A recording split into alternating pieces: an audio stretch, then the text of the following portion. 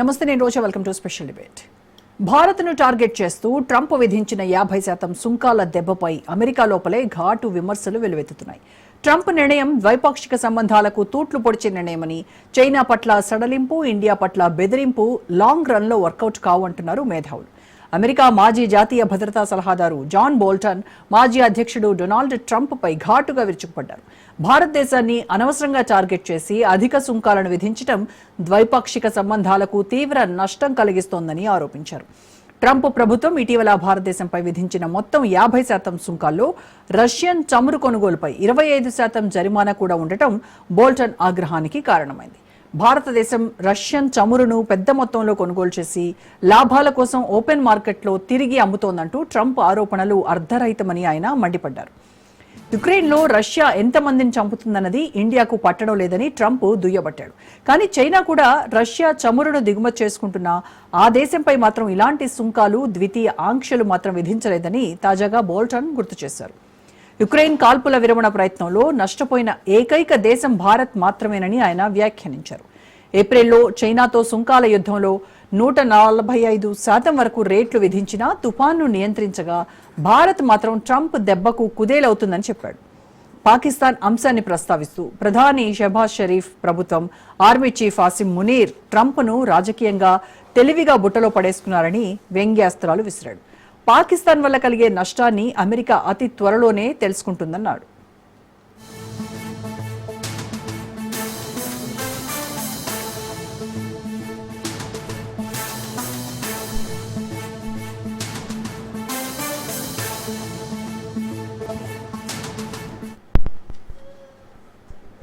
ప్రధాని మోడీ ట్రంప్ను 2 సార్లు నోబెల్ శాంతి బహుమతికి నామినేట్ చేస్తే సమస్యలన్నింటికీ పరిష్కారాలు లభిస్తాయంటూ సెటైర్లు వేశాడు. జూన్లో భారత్ పాక్ తాజా వివాదంలో జోక్యం చేసుకోవడం ద్వారా 2026 నోబెల్ శాంతి బహుమతికి ట్రంప్ను అధికారికంగా సిఫారసు చేస్తున్నామని పాక్ ప్రకటించింది. రష్యా అధ్యక్షుడు వ్లాదిమిర్ పుతిన్తో అలస్కాలో జరగబోయే సమావేశంపై మీడియా విమర్శలను ఎదుర్కొన్నారు. ఈ చర్చను పుతిన్కు గొప్ప విజయంగా అభివర్ణించిన బోల్టన్ను ఆయన మూగవాడని పిలిచాడు. సుంకాల ప్రభావాన్ని సరిచేయడానికి ఎక్కువ సమయం పడుతుందని బోల్టన్ హెచ్చరించాడు. వైట్ హౌస్ ఈ స్థాయిలో తప్పు చేస్తే విశ్వాసాన్ని పునరుద్ధరించడానికి ఏళ్లు పడతాయన్నారు. మరోవైపు అలస్కాలో జరిగే చర్చల విషయంలో ముందుగానే ట్రంప్ రష్యా అధ్యక్షుడు పుతిన్కు వార్నింగ్ ఇచ్చాడు. తాము చెప్పినట్టుగా నడుచుకోకపోతే ఇక అంతే సంగతులు అంటూ వార్నింగ్ ఇచ్చాడు. యుద్ధాన్ని ఆపకపోతే అందుకు మూల్యం చెల్లించుకోవాల్సి వస్తుందని హెచ్చరించాడు. తక్షణం కాల్పుల విరమణకు అంగీకరించాలని ట్రంప్ పుతిన్కు షరతు పెట్టబోతున్నాడు. అయితే ఈ సమావేశంలో పుతిన్ ట్రంప్కు అన్ని అబద్ధాలు చెప్తాడని చెప్పారు యుక్రెయిన్ అధ్యక్షుడు జెలెన్స్కీ. పుతిన్ ఎంతమాత్రం యుద్ధం ఆపడానికి సిద్ధంగా లేరన్న భావనను జెలెన్స్కీ వ్యక్తం చేశాడు. ఇక మరోవైపు భారత ప్రధాని నరేంద్ర మోడీ సెప్టెంబర్ 26న జరగనున్న ఐక్యరాజ్య సమితి 80వ సర్వసభ్య సమావేశంలో పాల్గొనేందుకు అమెరికా వెళ్లనున్నారు. ఇండియాపై 50% సుంకాల దెబ్బపై ట్రంప్తో ప్రధాని నరేంద్ర మోడీ నేరుగా మాట్లాడేటువంటి. నమస్కారం అండి గిరిధర్ గారు. నమస్తే అమ్మా. నమస్తే గిరిధర్ గారు. ట్రంప్ భారత్ పై విధించినటువంటి ఈ 50% సుంకాలు ఏవైతే ఉన్నాయో ఇవి 2 దేశాల మధ్య ఉన్నటువంటి ద్వైపాక్షిక సంబంధాలు ఎంతవరకు డ్యామేజ్ అయ్యేటువంటి ఛాన్స్ ఉందంటారు? అలాగే భారత్ అమెరికా మధ్య ఉన్నటువంటి వాణిజ్య సంబంధాలు ఏమాత్రం దెబ్బతినేటువంటి అవకాశం ఉంది? మా సుంకాలు అన్నవి ఏవైతే ఉంటాయో ఇవి ప్రతి దేశం కూడా వాళ్ళ దేశంలో ఉన్నటువంటి వ్యాపారస్తులు కానీ, వ్యవసాయదారులు కానీ వాళ్ళని రక్షించుకోవడానికి, వాళ్లకు ఏదో విధంగా ప్రొటెక్షన్ ఇవ్వడానికి కోసం అన్ని దేశాలు చేస్తాయి. దాంట్లో మనకేం తప్పు పట్టడానికి వీల్లేదు. అమెరికా వాళ్ళు కనుక ఏ దేశం నుంచి వాళ్ళు వద్దనుకుంటారో ఆ దేశం మీద ఎక్కువ సుంకాలు వేయడం అన్నది మనం దాన్ని ఏం తప్పు పట్టడానికి వీల్లేదు. కాకపోతే దీంట్లో ఇబ్బంది ఎక్కడ వస్తుందంటే కనుక ఇంతవరకు భారతదేశం అమెరికా మధ్యలో ఉన్నటువంటి ఈ విధమైనటువంటి ఒక ఫ్రిక్షన్ ఉండేది. ఎందుకంటే వాళ్ళు భారత వ్యతిరేకమైన శక్తులకే ఎక్కువ వాళ్ళు ఒత్తాసు పలికేవాళ్ళు. ఇప్పుడు కూడా చూస్తున్నాం పాకిస్తాన్ ని వాళ్ళు ఎలా వెనకెత్తుకొస్తున్నారో చూస్తున్నాం. మనం గతంలో మనకు అవసరం ఉన్నప్పుడు వాళ్ళు మన రక్షణకి మన అవసరాల కోసం ఎప్పుడూ రాలేదు. పైపెచ్చి మన శత్రువులకే వాళ్ళు ఎక్కువ పైసలు ఇచ్చారు. కాబట్టి అటువంటి ఇద్దరి మధ్యలో ఉన్నటువంటి ఈ యొక్క అవగాహన రాహిత్యం ఏదైతే ఉందో దాని నుంచి బయటపడడానికి గత 10-15 ఏళ్లుగా 2 దేశాలు కూడా చాలా కష్టపడి దాన్ని మళ్ళీ ఒక విధమైనటువంటి మైత్రి పెంపొందించే దిశగా ప్రయత్నాలు చేస్తాయి. ఇప్పుడు డొనాల్డ్ ట్రంప్ చేస్తున్న ఈ విషయాల తర్వాత మిగిలిపోయినటువంటి ఆ నమ్మకం ఏదైతే ఉందో, ట్రస్ట్ అంట, అది నాశనం అవుతుంది. కాబట్టి సుంకాలు వేసినా దాన్ని రేపు తగ్గించినా ఈ రోజు 50% వేశారు. రేపు పుటిన్ తోటి మాట్లాడిన తర్వాత బహుశా దీన్ని తగ్గించవచ్చు, 20కో 30కో తగ్గించవచ్చు. తగ్గించినంత మాత్రాన అమెరికా మీద ఉన్నటువంటి నమ్మకం పోయింది భారతదేశం. అలాగే ప్రపంచంలో చాలా దేశాలకు ఆ నమ్మకాన్ని కోల్పోవడం అనేది చాలా పెద్ద తప్పిదం డొనాల్డ్ ట్రంప్ చేశారు. దాంతో ఈరోజు ఇబ్బందులు వస్తున్నాయి.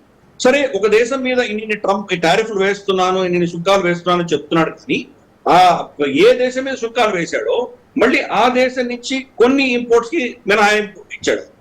భారతదేశం నుంచి చూస్తే ఫార్మస్యూటికల్స్ కావచ్చు, మనవి ఎలక్ట్రానిక్ కాంపోనెంట్స్ కావచ్చు, పెట్రోల్ డీజిల్, ప్రాసెస్ చేసినటువంటి పెట్రోల్ డీజిల్, వీటి మీద సుంకాలు లేవు.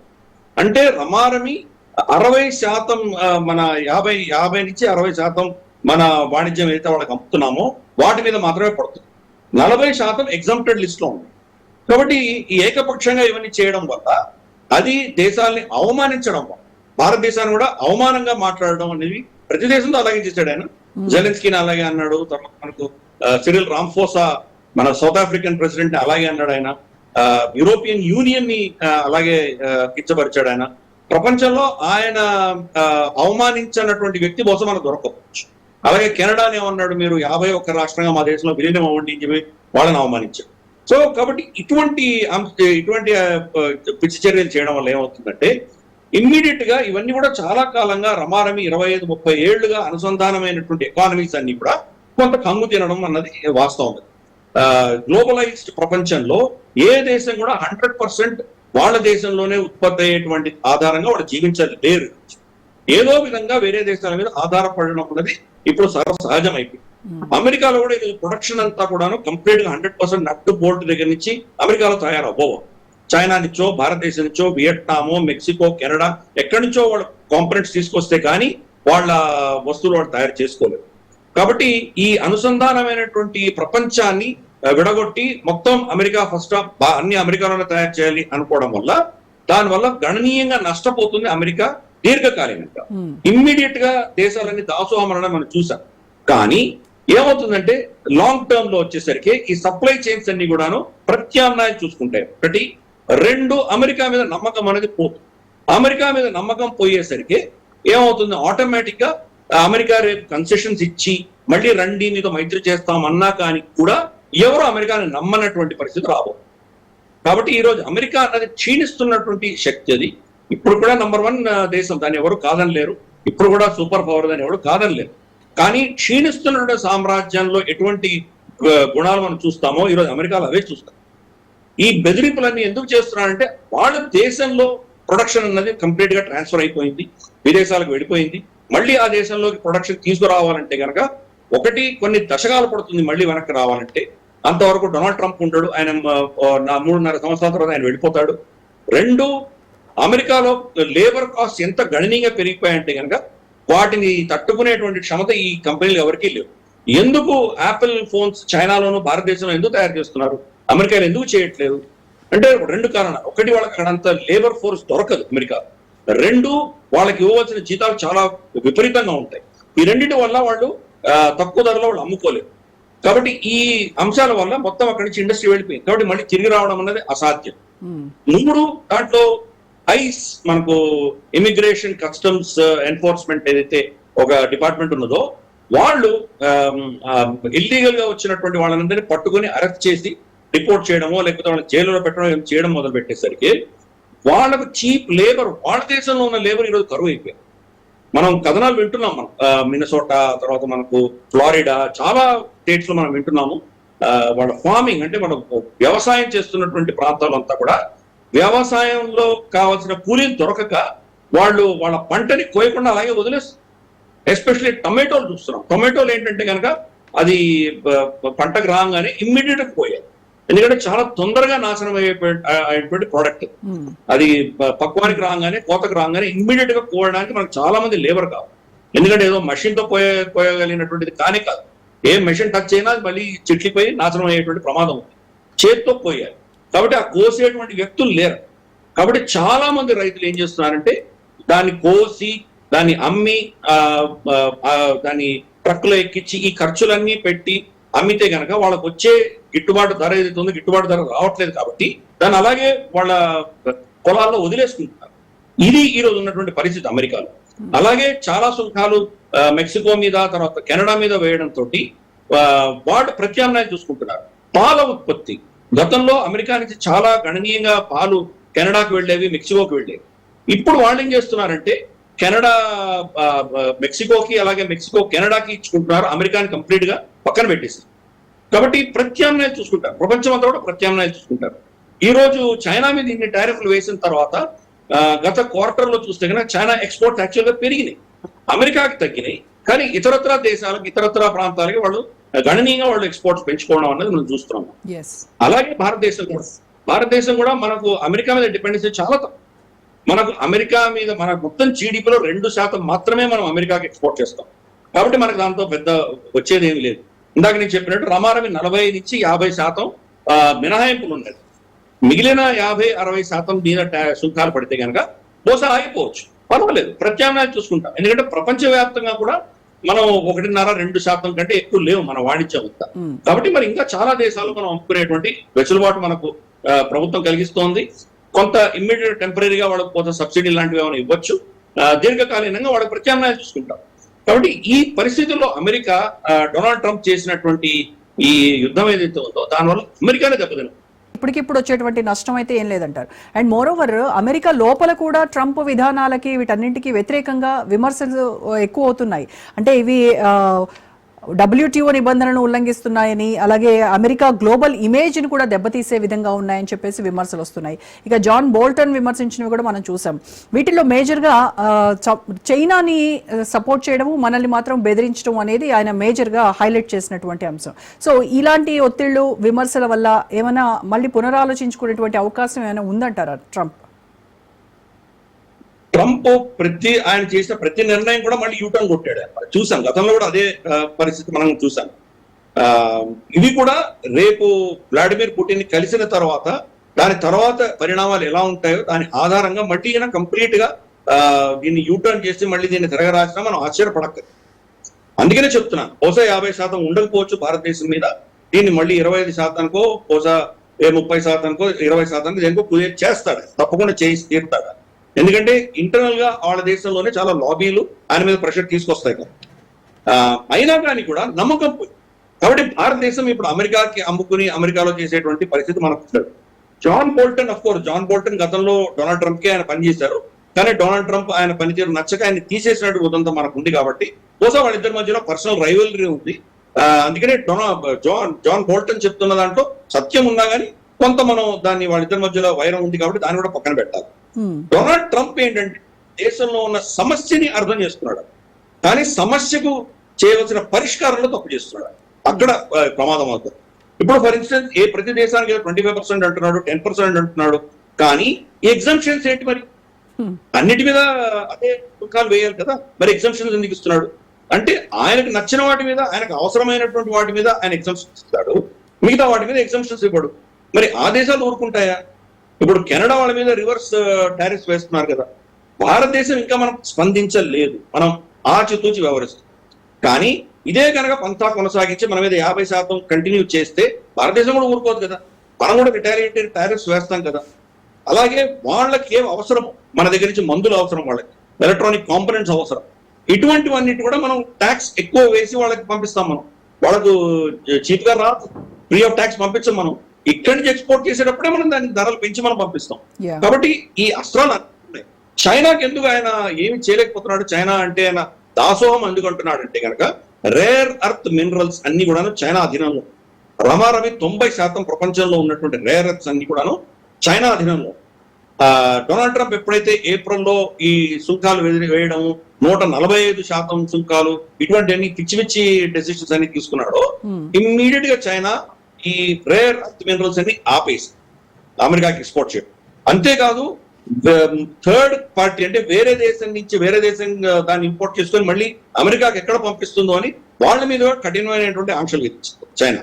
ఫర్ ఇన్స్టెన్స్ భారతదేశం కూడా వాళ్ళు ఆపేస్తారు. ఎందుకంటే భారతదేశం చైనా నుంచి కొనుక్కుని మనం మళ్ళీ అమెరికాకి ఎక్కడ అమ్ముతాము అన్న భయంతో మనకు కూడా ఇవ్వడం మానేస్తుంది చైనా. కాబట్టి అటువంటి పరిస్థితి వచ్చేసరికి అమెరికా ఎకానమీ మొత్తం కుదలేదు. అందుకని దాసోహం అని చెప్పి చైనా ముందర కంప్లీట్ గా మోకరిల్లాడు. ఇప్పుడు కూడా చూసాం మనం 90 రోజులు మళ్ళీ ఎక్స్టెండ్ చేశాడు. 90 రోజులు ఎక్స్టెండ్ చేసి నవంబర్ లో మనం నిర్ణయించుకుంటామంటున్నాడు. నవంబర్ లో ఏమైనా ఇప్పుడున్న పరిస్థితికి అప్పటికి ఏమైనా మారుతుందా? ఏం మారదు కదా. తను ఏదో చాలా గొప్పగా చైనాను వచ్చేసాను అని బెదిరించడానికి చేసే ప్రయత్నాలే కానీ అంతకుమించి ఏమి లేదు. భారతదేశం మీద కూడా ఈ టారిఫ్లు వేసింది. రష్యా నుంచి చమురు కొంటున్నందుకు మీ మీద అదనంగా 25% వేస్తున్నానని చెప్పిన వ్యక్తి మరి భారతదేశం కంటే ఎక్కువ చమురు కొనుక్కుంటున్నటువంటి చైనా మీద ఎందుకు వేయట్లేదు? అలాగే టర్కీ కావచ్చు, యూరోపియన్ యూనియన్ కావచ్చు, వీళ్ళు భారతదేశం కంటే ఎక్కువ అక్కడి నుంచి కొనుక్కుంటున్నారు రష్యా నుంచి. మరి వాళ్ళ మీద ఎందుకు వేయలేదు? అంటే చైనా పైన ఈ ఆంక్ష లేకపోవడం అనేది అమెరికా జియో పొలిటికల్ ప్రయారిటీస్ చూపిస్తుంది అనుకోవచ్చు అంటారా? జియో పొలిటికల్ ప్రయారిటీస్ కాదు, గతిలేనితనం, నిస్సహాయత. వాళ్ళు ఏమి చేయలేకపోతున్నారు చైనా. ఎందుకంటే చైనా ఈరోజు కన్నెర చేసిందంటే అమెరికన్ ఎకానమీ స్తంభింపు చేయగలదు చైనా. ఆ శక్తి వాళ్ళ దగ్గర ఉండదు. రేర్ అర్త్ మినరల్స్ లేకపోతే వీళ్ళ F-16s, B-20, B-52 బాంబర్స్, వీళ్ళ టెక్నాలజీ, శాటిలైట్స్ ఏవి పనిచేయవు. అన్నిటినీ ఏది తయారు చేయాలన్నా సెల్ ఫోన్ల దగ్గర నుంచి మీకు కంప్యూటర్ల దగ్గర నుంచి టెక్నాలజీ పరంగా ఈ రోజు ఏం కావాలన్నా రేర్ అర్త్ మినరల్స్ కావాలి. 90% చైనా నుంచి వస్తుంది. అది కనుక ఆపేస్తే మొత్తం అమెరికన్ ఎకానమీ అంతా కూడాను కంప్లీట్ షట్ డౌన్ అయిపోయేటువంటి ప్రమాదం ఉంది. అందుకనే ముందర బెదిరించిన తర్వాత ఏం చేయలేనటువంటి పరిస్థితి. Trump art of deal making అని చెప్పిన సిద్ధాంతంలో ముందర బెదిరిస్తాం, చాలా పెద్ద ఎత్తున బెదిరిస్తే వాడు దాసోహం అని వచ్చినప్పుడు అప్పుడు మనకు ఎంత కావాలో అంతకంటే ఎక్కువే మనకు వస్తుంది అన్నటువంటి ఒక పాలసీతో వెళ్తున్నారు. ఇప్పుడు భారతదేశం బహుశా మనం 10%, 15% టారిఫ్లుగా ఒప్పుకునేటువంటి పరిస్థితి మనకు ఉండిండొచ్చు.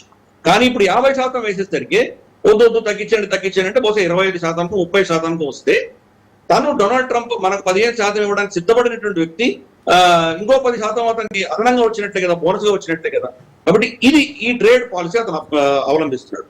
కానీ ఇవన్నీ కూడా ఏంటంటే టెంపరీగా వాళ్ళకి ఏదో కొంత సాయం చేసినట్టు కనిపించినా దీర్ఘకాలీనంగా ఇవన్నీ దెబ్బతింటున్నాయి.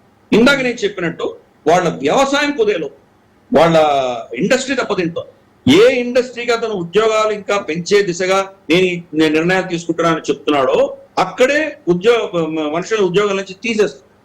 ఆటో ఇండస్ట్రీ, మనకు చైనా ఆటో ఇండస్ట్రీని తట్టుకోలేక ఇన్ని సుంకాలు వేసి చైనా మీద అందరి మీద టారిఫ్లు వేసి భారతదేశం మీద టారిఫ్లు వేసిన తర్వాత వాళ్ళ ఆటో ఇండస్ట్రీ ఏదైతే ఉందో వాటికి కావాల్సిన కాంపనెంట్స్ ని ఆగిపోయేసరికి ప్రొడక్షన్ అక్కడ తగ్గిపోయింది.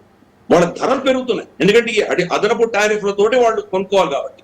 ఫోర్డ్ గత క్వార్టర్లో అంటే ఏప్రిల్, మే, జూన్ ఈ 3 నెలల్లో వాళ్ళ ప్రాఫిట్స్ అన్ని కూడా నెగిటివ్ లో వెళ్ళిపోయింది, నష్టాల్లో వెళ్ళిపోయింది ఫోర్డ్ కార్ కంపెనీ. కాబట్టి అతను చేస్తున్న ప్రతి అంశం కూడా వాళ్ళ దేశంలోనే దెబ్బ తగలబోతోంది.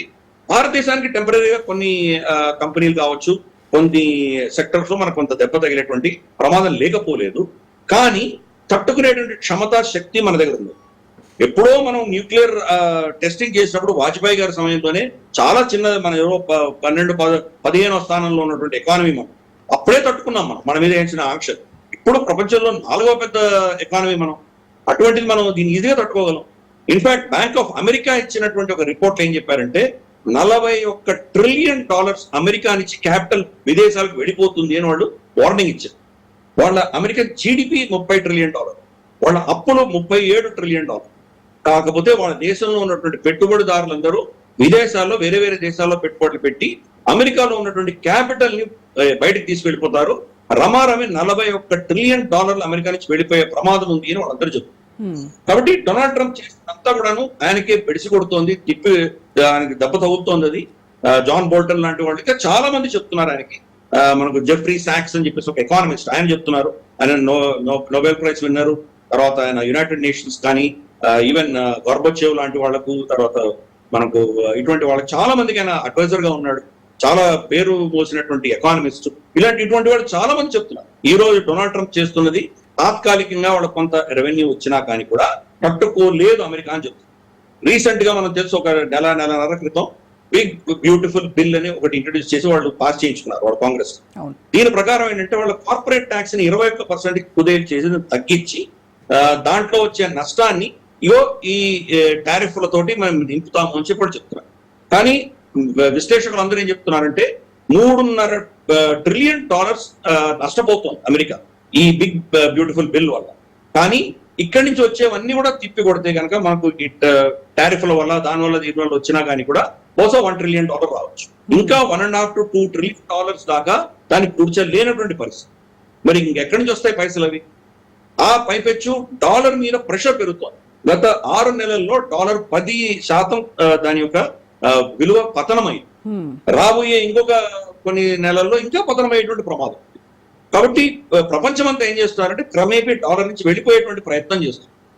రీసెంట్ గా ఆగస్ట్ 7వ తారీఖున వాళ్ళు ఒక బాండ్స్ రిలీజ్ చేశారు. అమెరికా ఎప్పుడు బాండ్స్ రిలీజ్ చేస్తుంది.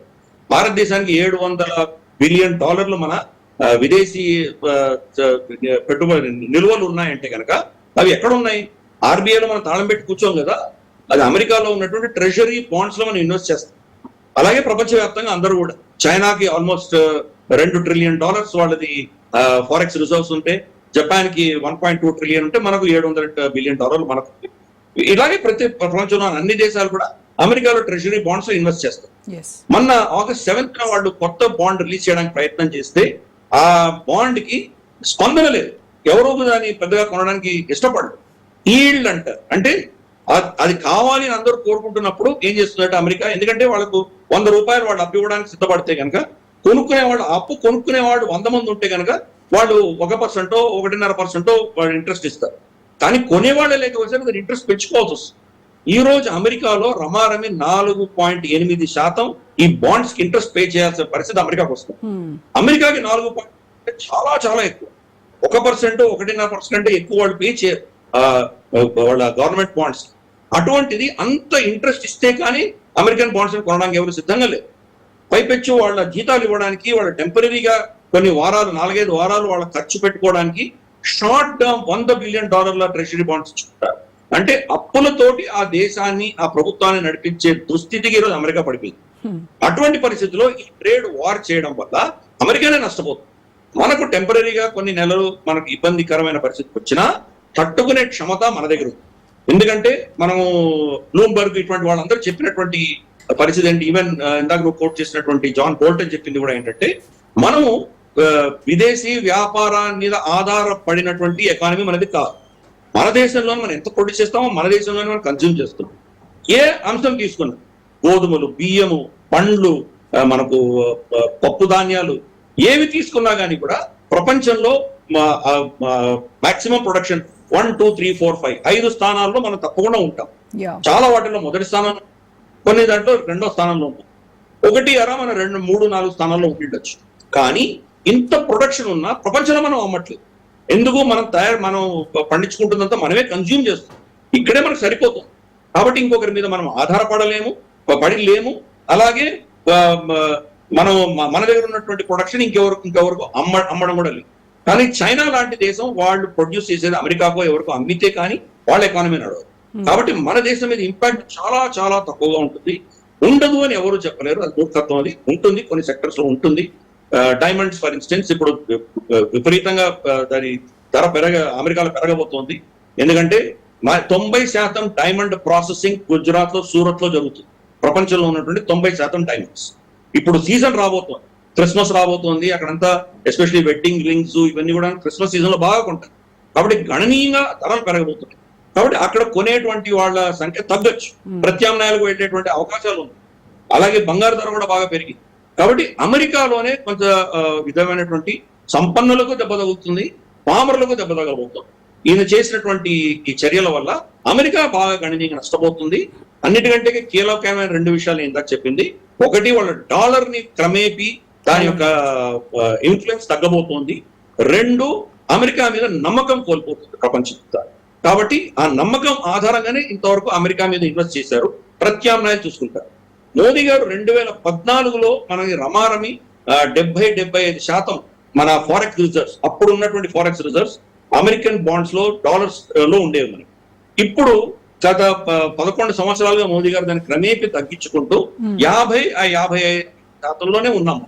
మిగతావన్నీ మనం బంగారు పెంచుకుంటున్నాం. ప్రతి నెల మనం 2-3 టన్నులు కొంటూనే పోతున్నాం. మోదీ గారు వచ్చినప్పుడు 400 పైచిలకు బంగారం మన దగ్గర ఉంటే ఇప్పుడు రమారమి 880 టన్నులు మన దేశంలో ఉంది. అంతేకాదు మనకు బ్యాంక్ ఆఫ్ ఇంగ్లాండ్ ఇతరత్ర అక్కడ గిరివి పెట్టుకున్నటువంటి, అక్కడ మనం సెక్యూరిటీ పెట్టుకొని గిరివి కాకపోయినా కానీ అట్లీస్ట్ లాకర్ లో పెట్టుకున్నటువంటి బంగారం కూడా వెనక్కి తీసుకొస్తుంది. రమారమి 200 టన్నులు మనం వెనక్కి తీసుకొచ్చాం. ఇప్పటికే కొంత ఉన్నది అక్కడ, కానీ క్రమేపీ మన బంగారు పోర్ట్ఫోలియోని పెంచుకుంటున్నాం. కాబట్టి రేపటి రోజు డాలర్ పతనమైన తర్వాత ప్రపంచంలో ప్రత్యామ్నాయాలు అంటూ రావడం మొదలు పెడితే దాంట్లో భారత రూపాయి విలువ, దీని యొక్క గౌరవం పటిష్టంగా ఉండే దిశగా గత 10-11 సంవత్సరాలుగా మోదీ ప్రభుత్వం చేసింది. ఈ రోజు దాని గుణం చూడబోతున్నాం. డాలర్ ఇటువంటి డొనాల్డ్ ట్రంప్ ఇటువంటి ప్రయత్నాలు చేస్తూ పోతే కనుక మనం ప్రత్యామ్నాయంగా ఈ దేశాల్లో మన కరెన్సీస్ తో ట్రేడ్ చేసే ప్రయత్నం మనం మొదలు పెట్టబోతున్నాం. రూపీ రూబుల్ కావచ్చు, రూపీ యువాన్ కావచ్చు, యువాన్ రూబుల్ కావచ్చు, ఇటువంటివి జరుగుతున్నాయి. మన ఆర్బీఐ 3 రోజుల క్రితం క్వాయిట్ గా ఒక ఆర్డర్ రిలీజ్ చేసి దాని ప్రకారం స్పెషల్ రూపీ వోస్ట్రో అకౌంట్ అంటారు. వోస్ట్రో అకౌంట్ అంటే ఏదో ఒక బ్యాంక్ లో, స్టేట్ బ్యాంక్ ఆఫ్ ఇండియా అనుకుందాం, దాంట్లో ఒక రూపాయి అకౌంట్ ఒకటి మెయింటైన్ చేస్తారు వాళ్ళు. ఇంపోర్టర్స్, ఎక్స్పోర్టర్స్ డాలర్ తో కాకుండా రూపాయలతో ట్రేడ్ చేయగలిగినటువంటి వెసులుబాటు కలిగించే అకౌంట్. గతంలో అటువంటి అకౌంట్ ఓపెన్ చేయాలంటే కనుక ఆర్బీఐ పర్మిషన్ అవసరం ఉండేది. పర్మిషన్ తీసుకొని 156 అకౌంట్స్ మన దేశంలో ఆల్రెడీ వచ్చినాయి. గత 2 ఏళ్లలో 30 దేశాలు ఇటువంటి అకౌంట్స్ పెట్టుకున్నాయి. కానీ ఇప్పుడు బ్యాంకులకు వదిలేసింది ఆర్బీఐ. ఆర్బీఐ దగ్గర పర్మిషన్ అక్కర్లేదు. రాబోయే కొన్ని నెలల్లో మనం చూడబోతున్నాము, గణనీయంగా పెరగబోతుంది. ప్రపంచవ్యాప్తంగా రూపాయితోటి ట్రేడ్ చేసేటువంటి వెసులుబాటు ఆర్బీఐ కలిగిస్తుంది. క్రమేపీ డాలర్ నుంచి దూరం వెళ్ళే ప్రయత్నం మనం కూడా చేస్తున్నాం. కాబట్టి టెంపరీగా మనకు కొన్ని దెబ్బలు తగిలినా దీర్ఘకాలీనంగా భారతదేశం తట్టుకొని అమెరికా యొక్క ఈ పిచ్చి పనులకన్నిటి కూడాను మనం ధీటైన సమాధానం ఇవ్వగలిగిన క్షమత మనలో తప్పకుండా ఉంది. Right sir, thank you so much Giridhar గారు. ఇది వాళ్ళ special debate. Stay tune to Raj news.